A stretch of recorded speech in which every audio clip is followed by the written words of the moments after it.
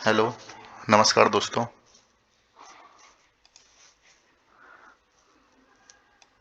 मेरा नाम सौरभ है। आज हम बात करेंगे जो हमारा थर्मोडायनेमिक्स है डिप्लोमा थर्ड सेमेस्टर में सब्जेक्ट, उसके चैप्टर सेकंड में के बारे में। क्या है ये? Law of thermodynamics, sorry, law of perfect gases. ठीक है, इसमें हमारा क्या होगा?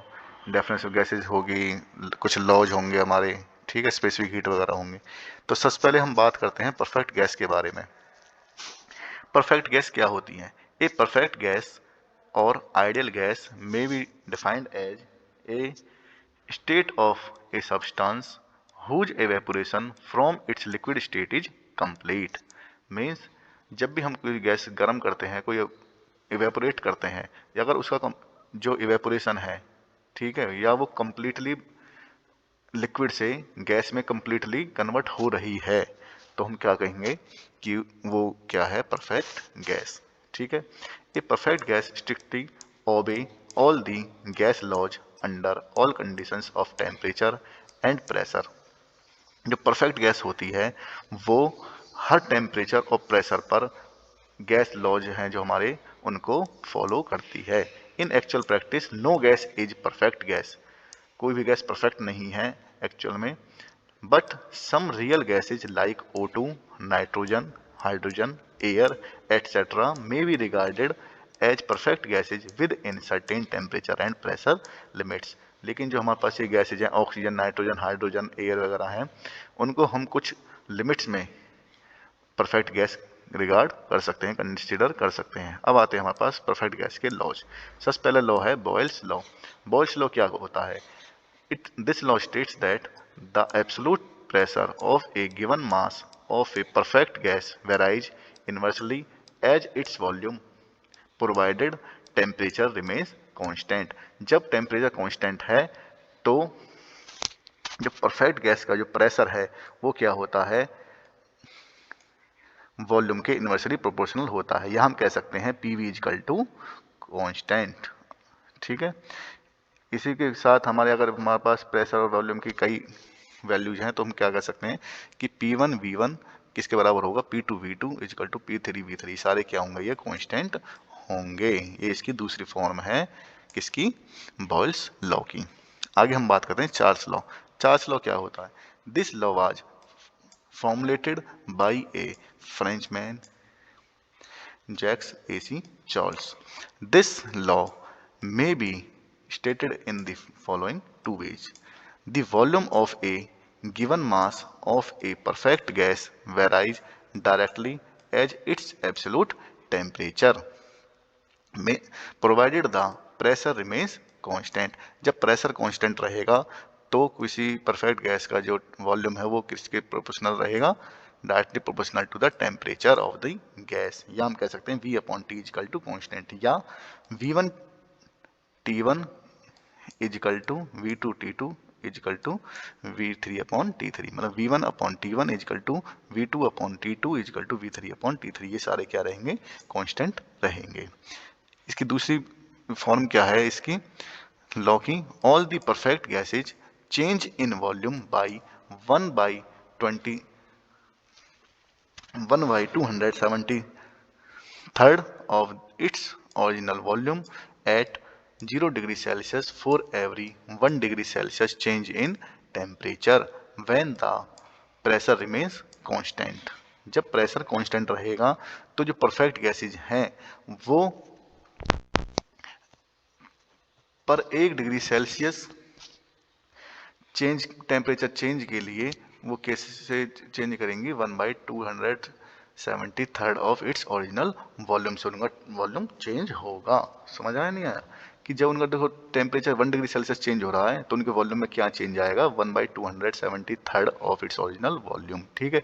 मान के चलो जो उनका ओरिजिनल वॉल्यूम था V0 था, ठीक है, तो उनका जो वॉल्यूम चेंज होगा वो कैसे होगा? V0 प्लस V0 का 1/270 थर्ड कितना हो गया? 1/270 100 sorry 1/273 into V0 into T. T क्या है? कितने डिग्री सेल्सियस से टेम्परेचर चेंज हो रहा है। ठीक है।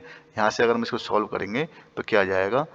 V0 यहाँ से हमने इसको एलसीएम लिया 273 प्लस टी अपॉन 273, यहाँ से ये सारा क्या आ जाएगा T upon T not.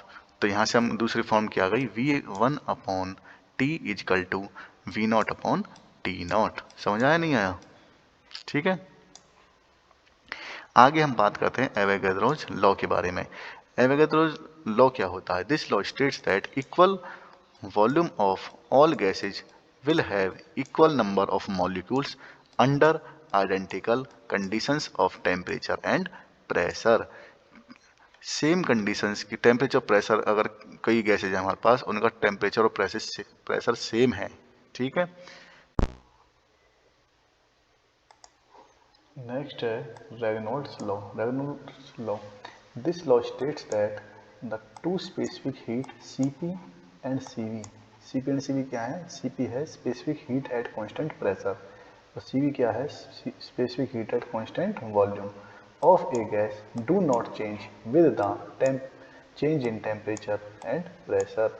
Means Cp and Cv की वैल्यू टेम्परेचर और प्रेशर में चेंज होने पर चेंज नहीं होती। ठीक है, ये कह रहा है रेनॉल्ड्स लॉ। लेकिन आप सबको पता है कि जो टेम्परेचर चेंज के जब होता है तो स्पेसिफिक जो हीट है गैस की वो भी चेंज होती है। तो इसलिए जो रेनॉल्ड्स लॉ है वो सिर्फ अप्रोक्सीमेट रिजल्ट ही देता है। ठीक है, आगे हम बात करते हैं universal gas constant. Universal gas constant और molar constant generally denoted by R U, U for universal and R is gas constant of a gas is the product of the gas constant and the molecular mass of gas। क्या होता है ये? M into R का product होता है universal gas constant, where M is the molecular mass of gas in kilogram mole and R is the gas constant. R U किसके बराबर हो सकता है? M1 R1 equal to M2 R2 equal to M3 R3। P V equal to M R T हमने पढ़ा है। ठीक है, 1 मोल के लिए, इसलिए P V equal to M into R किसके बराबर है? R U K. तो पी वी इजकल टू में आर यू इंटू टी और आर किसके बराबर हो जाएगा? पी वी अपॉन टी के। ठीक है, और यहाँ से हम इसकी वैल्यू रखें, अगर स्टैंडर्ड वैल्यू रखें तो हमारे पास जो आर की वैल्यू क्या निकल के आएगी? 8314.3 जूल पर किलोग्राम मोल केल्विन। यहाँ से आप ये भी लगा सकते हो कि जो यूनिवर्सल गैस कांस्टेंट है, गैस कांस्टेंट है, उसकी यूनिट क्या होती है? जूल पर किलोग्राम मोल पर केल्विन। ठीक है, आगे हम बात करते हैं specific heat at constant pressure mean Cp। ये क्या होती है? It is the amount of heat required to raise the temperature of a unit mass of a gas through 1 degree when its pressure is kept constant. ये कहाँ से निकल के आया? ये आया इस इक्वेशन से। ठीक है, क्योंकि Q इजकल टू क्या होता है? M C P delta T means T2 minus T1। Q क्या है? हीट है, M क्या है? मास है, Cp specific heat at constant pressure और T2 माइनस T1 क्या है? Temperature difference. मीन्स क्या है ये? दिस इज, अगर हम क्या करें, हमें 1 डिग्री टेम्परेचर रेज करना है किसी सब्सटेंस का, ठीक है, और 1 किलोग्राम उसका मास है, तो हीट कितनी चाहिए? 1 जूल चाहिए। तो Cp किसके बराबर हो जाएगी? 1 जूल के, Q के बराबर। तो Cp क्या है कि it is the amount of heat required to raise the temperature of a unit mass gas through 1 degree when its pressure is constant। समझ आया? The value of Cp for air in SI unit is 1 kilojoule per kilogram Kelvin। ठीक है, specific heat at constant volumes क्या होता है? ये देखो, हमने अभी ऊपर फॉर्मूला बात किया था, सेम ये है। ठीक है, ये कि जब हमें किसी गैस का जो टेम्परेचर है वो 1 डिग्री सेल्सियस रेज करना हो और गैस का जो मास है वो 1 किलोग्राम हो, यूनिट मास ऑफ गैस का जो टेम्परेचर 1 डिग्री रेज करना हो, तो उस 1 डिग्री रेज करने के लिए जो हमें हीट चाहिए वो क्या होती है? Specific heat at constant volume. It is the amount of heat required to raise the temperature of a unit mass of a gas through 1 degree when its volume is constant। ठीक है, आगे बढ़े।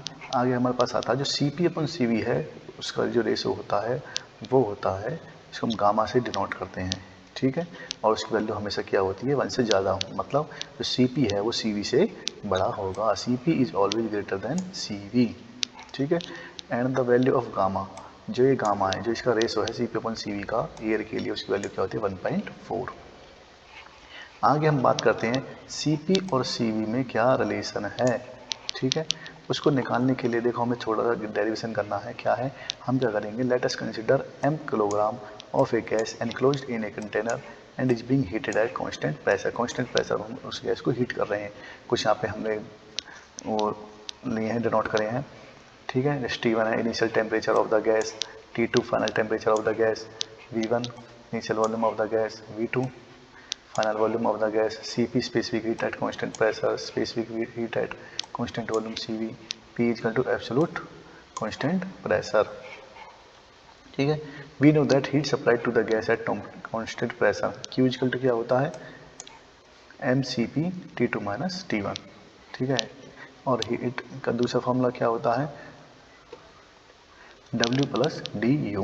ठीक है, इंटरनल एनर्जी और जो work होता है। ठीक है, वर्क क्या होता है P इंटू में change in volume V2 minus V1। ठीक है, और डी यू क्या होता है mCv T2 माइनस T1। तो यहाँ से हम डी यू की वैल्यू रख देंगे और W वैल्यू इसमें रख देंगे क्वेश्चन नंबर सेकंड में। तो Q इजिकल टू में P V2 minus V1 plus mCv T2 minus T1। ठीक है, अब आगे हम कैरेक्टरिस्टिक गैस इक्वेशन है हमारे पास। ठीक है, क्या होती है वो PV इजिकल टू MRT। ठीक है, तो वहाँ से हमारे पास क्या आया PV1 is equal to MRT1। P constant है क्योंकि प्रेशर कॉन्स्टेंट पे हम हीट को गर्म गैस को हीट कर रहे हैं। ठीक है, PV1 इजिकल टू MRT1 और PV2 इजिकल टू MRT2। यहाँ से अगर मैं PV2 माइनस V1 निकालो तो मुझे क्या करना पड़ेगा, इसमें से इसको घटाना पड़ेगा। तो मैंने घटाया तो क्या मिला PV2 minus V1 is equal to MR बाहर आ जाएंगे T2 माइनस T1। आगे इस वैल्यू को जो ये P इंटू में V2 माइनस V1 की वैल्यू को इस इक्वेशन नंबर 5 में पुट करेंगे तो हमें क्या मिलेगा Q equal to MR T2 minus T1 plus MCV T2 minus T1। यहाँ से M। ठीक है, आगे हम बात करते हैं इसकी जो Q की वैल्यू है। ठीक है, हमें हमारे पास Q की वैल्यू ये आई। ठीक है, और हमारे पास Q की वैल्यू क्या थी, ये थी 1 में। तो 1 और जो ये वैल्यू आई है क्वेश्चन, ये दोनों Q की वैल्यू है तो आपस में हम इक्वेट कर सकते हैं। तो इक्वेट करने के बाद हमें क्या मिला, यहाँ से M से M कैंसिल हो गया।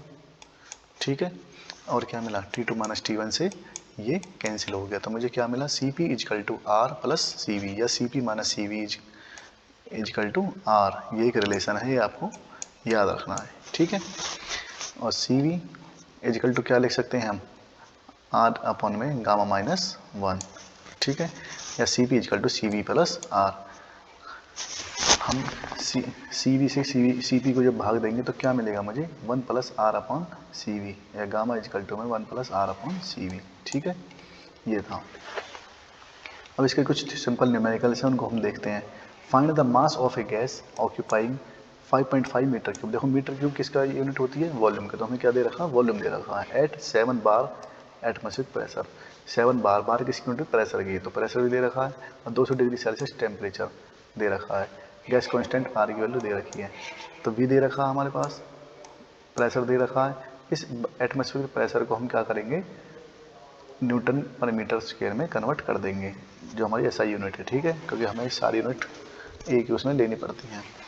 और आर की वैल्यू दे रखी है, टेम्प दे रखा है 200 डिग्री सेल्सियस। इसको मैं केल्विन में कन्वर्ट करूँगा, इस पर 273 ऐड करेंगे तो क्या मिलेगा 473 केल्विन। ठीक है, अब हमारे पास फॉर्मूला पड़ा है P V equal to M R T. ठीक है, तो यहाँ से हमें क्या निकालना, मास निकालना था। पी की वैल्यू पर, पी की वैल्यू है हमारे पास। ठीक है, ये है पी की वैल्यू। वी की वैल्यू है, ये रही वी की वैल्यू।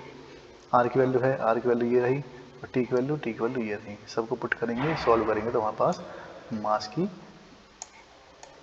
वैल्यू निकल के आ जाएगी। ठीक है, धन्यवाद। इसी के साथ आपका जो सेकंड चैप्टर है वो कंप्लीट हुआ।